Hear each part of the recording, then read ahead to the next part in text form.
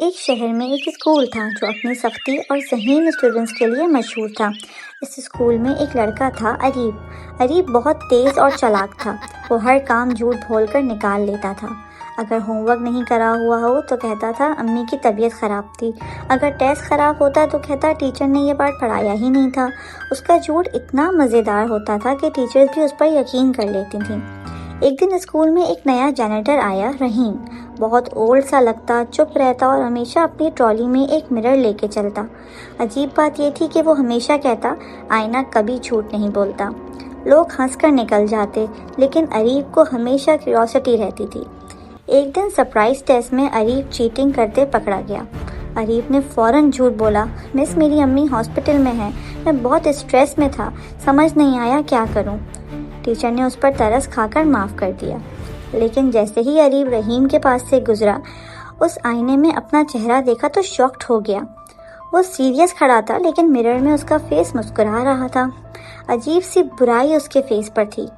وہ فیس اس کا تھا، مگر وہ جیسے اندر سے تھا ویسا دکھ رہا تھا، مینس جھوٹا اور چالاک۔ اگلی بار بھی ایسا ہی ہوا۔ جب بھی وہ جھوٹ بولتا، مرر اس کا اصلی فیس دکھاتا، مکار، چالاک، خوش ہو کر دوسروں کو بیوقوف بناتا ہوا۔ اریب کو نیند آنی بند ہو گئی۔ ہر رات اسے وہ مرر ڈریمز میں آ کے دکھائی دیتا۔ کہنے لگتا، بولو جھوٹ، سب کو دکھا دوں گا تمہارا اصل چہرہ۔ ڈر کے مارے اریب نے جھوٹ بولنا بند کر دیا، لیکن اس کا اثر یہ ہوا کہ اس نے محنت کرنا شروع کری۔ اب اس کے مارکس بھی اچھے آنے لگے، دوست اسے پسند کرنے لگے، دل ہلکا ہو گیا۔ ایک دن اریب نے ہمت کر کے رحیم سے پوچھا، آپ کون ہیں اور یہ مرر ایسا کیا ہے؟ رحیم نے مسکرایا اور بولا، سچ ہر وقت سامنے آ جاتا ہے، کبھی جلدی کبھی دیر سے، میں صرف اسے جلدی دکھاتا ہوں۔ اگلی صبح رحیم اسکول سے غائب تھا۔